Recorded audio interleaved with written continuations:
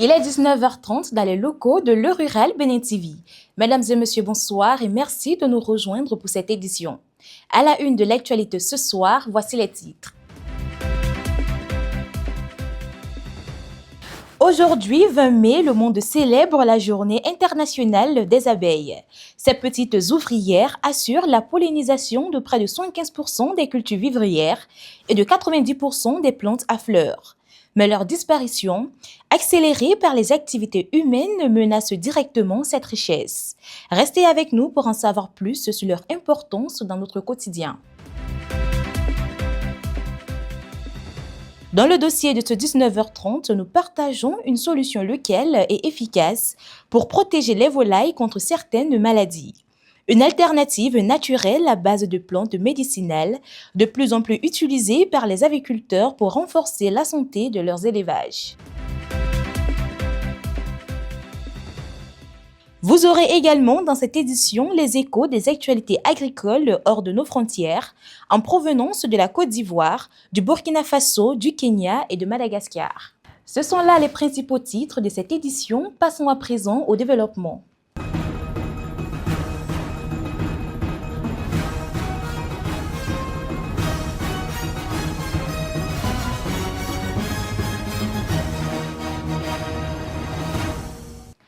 Nous sommes toujours heureux de vous retrouver pour ce rendez-vous consacré à l'actualité agricole d'ici et d'ailleurs. En cette saison pluvieuse, consulter les prévisions météorologiques avant de sortir devient essentiel pour bien organiser sa journée. Alors, quel temps attend les habitants de Ouidah et de Porto Novo demain? Le jeudi à Porto Novo, dans le département de l'Ouémé, commencera sous une atmosphère lourde avec un ciel très nuageux, parfois traversé de brèves éclaircies. Avec 26 degrés Celsius au thermomètre, mais un ressenti de 29 degrés Celsius à cause de l'humidité, la matinée sera pesante. Le vent venant de l'ouest restera faible et quelques averses pourraient se glisser avec un risque de pluie de 30%. Mais au fil de la journée, le ciel évoluera, les nuages se dissiperont, laissant apparaître des éclaircies plus franches. En soirée, Porto Novo profitera d'un ciel partagé, mi-nuageux, mi-lumineux. Les températures grimperont à 27 degrés Celsius, ressenti 30 degrés Celsius, avec un vent du sud-ouest plus soutenu et des rafales à 25 km par heure. Le risque d'averse sera faible, limité à 20%. La matinée à Ouidah, dans le département de l'Atlantique, s'annonce lourde et instable. Le ciel restera très nuageux, avec une tendance orageuse et quelques foyers pouvant donner des averses. Le thermomètre affichera 25 degrés Celsius, mais l'humidité portera le ressenti à 29 degrés Celsius. Le vent sera calme avec de légères rafales à 15 km par heure. Le risque de pluie est de 45%. Au fil de la journée, l'atmosphère évoluera, les nuages commenceront à se disperser, offrant un ciel plus variable en soirée. Les températures grimperont à 27 degrés Celsius, ressenti 29 degrés Celsius, avec un vent du sud-ouest plus marqué, rafale à 25 km par heure. Quelques averses restent possibles, mais le risque de pluie est estimé à 30%. La mairie d'Abomey-Calavi lance du 20 mai au 19 juin 2026 une opération d'enregistrement des artisans et maraîchers de la commune. L'objectif est de constituer une base de données officielle pour mieux identifier les acteurs de ce secteur. Dans un communiqué publié le 18 mai, le maire Nathanaël Coty a invité associations et regroupements à se rapprocher des services municipaux pour les formalités. Discrets mais essentiels, les animateurs et animatrices agricoles accompagnent les producteurs au sein des coopératives et associations. Véritables relais de terrain, ils facilitent l'adoption de pratiques agricoles durables, innovantes et adaptées aux réalités locales. Qui sont réellement ces acteurs de l'ombre? Quels défis rencontrent-ils sur le terrain? Et surtout, comment contribuent-ils au développement agricole? Immersion au sein de ce métier avec Justin Adandé et Jean-Daik Tohono. Fofo de un wadion modo zunkan pede do no me mo de ijigbon wa nu echi le dion bo me na sen mo lu ko na ve o pede donc me na te pon bo na de et zunkan lesin no me. C'est devenu son quotidien depuis plusieurs années.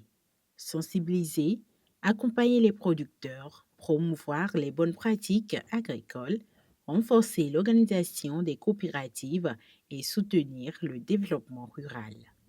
Aux côtés des rizicultrices et des riziculteurs, elle œuvre chaque jour à l'adoption de pratiques plus durables, innovantes et adaptées aux réalités locales.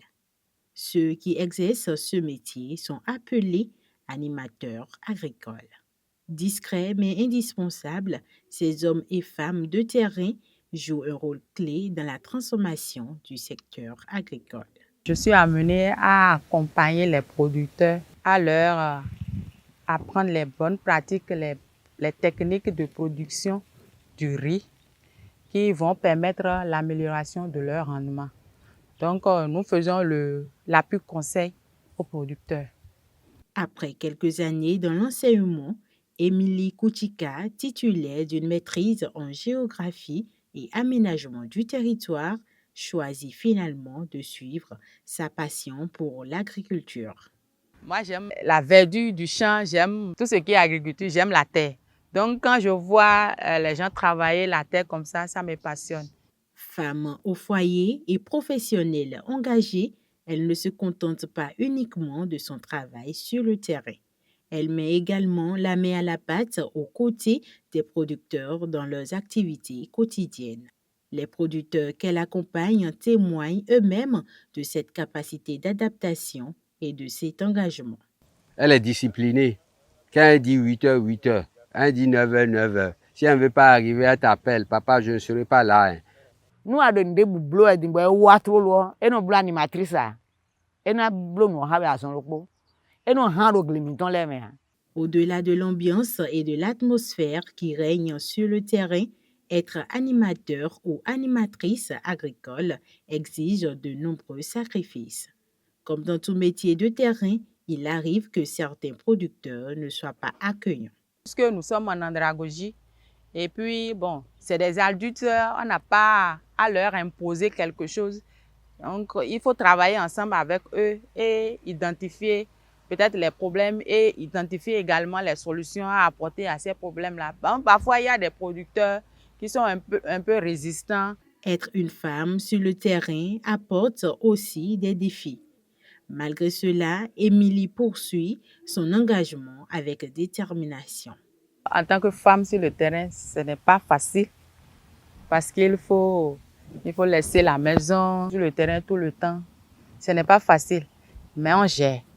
Derrière son métier d'animatrice agricole, Émilie nourrit également une autre ambition, investir elle-même dans l'agriculture. Ma première culture, c'est le riz. Je peux associer d'autres choses, mais je dois faire le riz premièrement. Émilie n'est pas seulement une animatrice agricole, elle est aussi la preuve vivante qu'une femme peut accompagner le changement, inspirer les communautés et contribuer activement au développement du monde rural.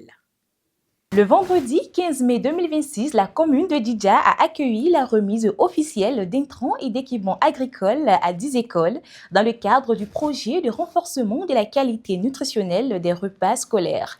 L'initiative portée par l'ANAN avec l'appui de la FAO vise à améliorer durablement les repas servis aux écoliers grâce aux jardins scolaires et aux petits élevages.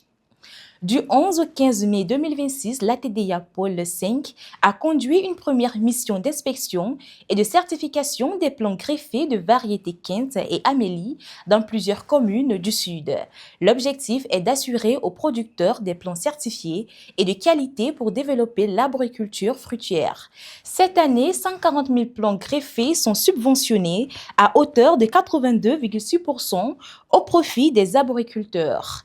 La mission va prendre fin le 22 mai dans les zones centre et nord pour renforcer la promotion de la filière mangue. Aujourd'hui, 20 mai, le monde célèbre la Journée internationale des abeilles. Ces petites sentinelles de la nature jouent un rôle vital. Elles assurent la pollinisation de près de 75% des cultures vivrières et de 90% des plantes à fleurs. Leur importance est immense, mais leur disparition accélérée par les activités humaines menace directement notre alimentation et notre biodiversité. Suivez à présent cet élément réalisé par notre rédaction avec la signature vocale de Anissé Hongay.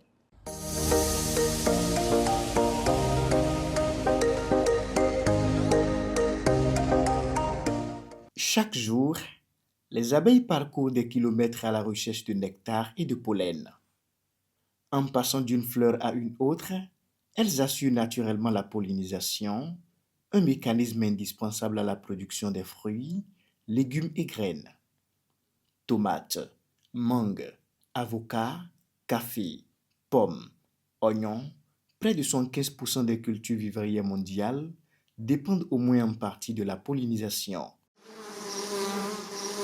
Selon la FAO, plus de 84% des récoltes destinées à la consommation humaine ont besoin des abeilles ou d'autres insectes pollinisateurs pour améliorer leur rendement et leur qualité. Bien plus que productrices de miel, les abeilles sont les gardiennes de la biodiversité. Elles participent à la reproduction près de 90% des plantes sauvages affleurent dans le monde. Sans elles, des écosystèmes s'effondrent progressivement. Grâce à leur travail de pollinisation, elles contribuent à la reproduction de nombreuses plantes et à la production d'une grande partie des aliments que nous consommons. Sans elles, plusieurs cultures agricoles seraient fortement menacées. Au-delà du miel, les abeilles participent directement à la sécurité alimentaire. La présence des abeilles dans les exploitations est un véritable atout.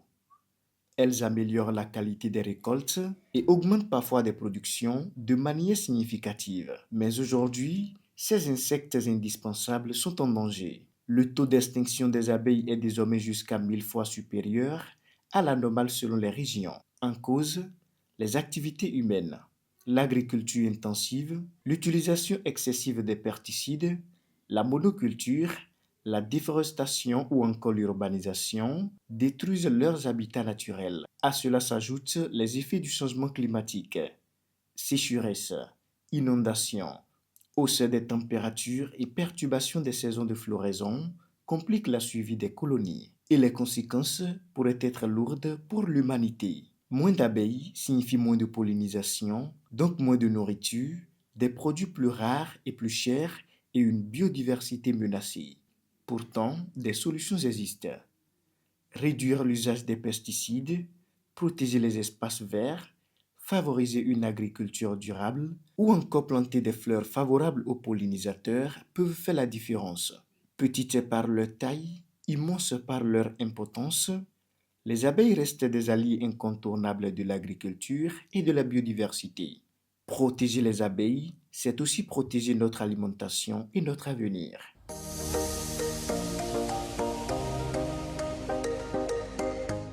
Pour les actualités à l'international, en Inde, les autorités ont annoncé le 13 mai la suspension avec effet immédiat des exportations de sucre brut et blanc jusqu'à la fin du mois de septembre. La mesure vise à garantir un approvisionnement domestique suffisant sur fond de prévision de baisse de la production. Le gouvernement kényan prévoit de lancer à partir de l'exercice budgétaire 2026-2027 un programme national de subvention des semences. C'est ce qu'a annoncé le président William Ruto le dimanche 17 mai 2026. Le Mali discute avec la Russie en vue de sécuriser son approvisionnement en intrants agricoles. L'annonce a été faite par le gouvernement malien le samedi 16 mai en marge de la 17e édition du Forum économique international Russie-Monde islamique qui s'est tenu le 12 au 17 mai dans la ville de Kazan. Au Burkina Faso, le ministre délégué chargé des ressources animales Amadou Diko a lancé à Damané l'opération Un village réinstallé, un motoculteur. Cette initiative vise à soutenir 13 000 ménages retournés avec 500 motoculteurs, 1950 tonnes d'engrais et 260 tonnes de semences améliorées. Au Bénin, l'élevage de volailles fait face à de nombreuses difficultés, notamment les maladies aviaires et la mortalité élevée des sujets. Face à ces défis, certains éleveurs se tournent vers des solutions naturelles locales à base de plantes comme le moringa, le vernonia et le basilic. C'est le dossier du jour. Suivez.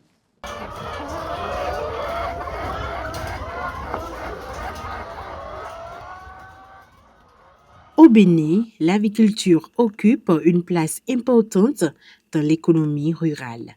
Selon les données de la Direction de la statistique agricole, le pays comptait plus de 17,6 millions de têtes de volailles en 2023, dont plus de 16 millions issus de l'élevage traditionnel. Mais malgré cette progression, de nombreux producteurs restent confrontés aux maladies aviaires et à la mortalité élevée des sujets. Face à ces difficultés, certains éleveurs se tournent désormais vers des solutions naturelles. Vous cherchez votre feuille de moringa, vous cherchez votre feuille de chayo. Ce qui est encore très bon, si vous avez de l'ail, vous le mélangez avec. Vous lavez d'abord les feuilles, donc vous les écrasez dans une moulinaise.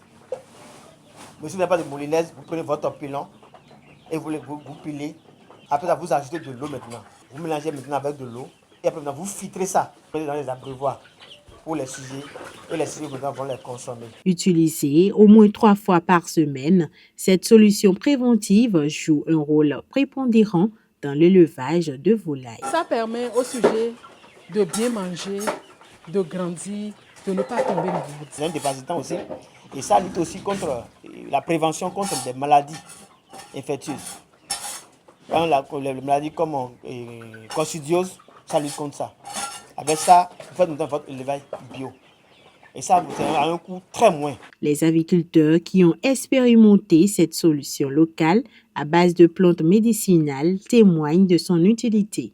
C'est le cas de cette avicultrice dont le poulailler a été attaqué par la coccidiose. Mais pour avoir déjà expérimenté cette solution, elle affirme n'avoir perdu aucun sujet. Sans vous mentir, mes sujets devaient souffrir de la coccidiose. À l'étape où ils étaient par rapport à la coccidiose, c'était la mort. Mais je n'ai perdu aucun sujet parmi eux.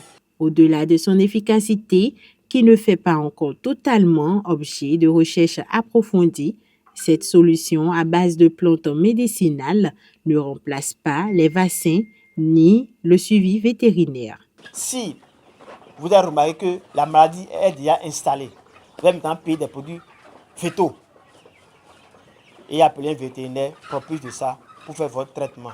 Mais ça, c'est pour les cas de traitement curatif.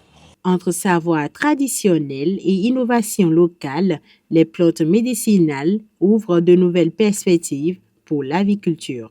Une solution locale, simple et accessible qui pourrait contribuer à une production avicole plus durable au Bénin. Désormais, vous pouvez utiliser ces feuilles de moringa, de vernonia et du basilic. Toutefois, cette solution à base de plantes médicinales ne remplace pas les vaccins ni le suivi vétérinaire.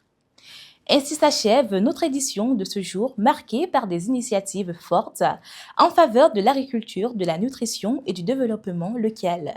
En ce 20 mai, journée internationale des abeilles, rappelons que ces pollinisateurs sont essentiels à la sécurité alimentaire et à la biodiversité. Comme le dit cette célèbre citation, « Si l'abeille disparaissait sur la surface du globe, l'homme n'aurait plus que 4 années à vivre. » Bon, sachez-vous.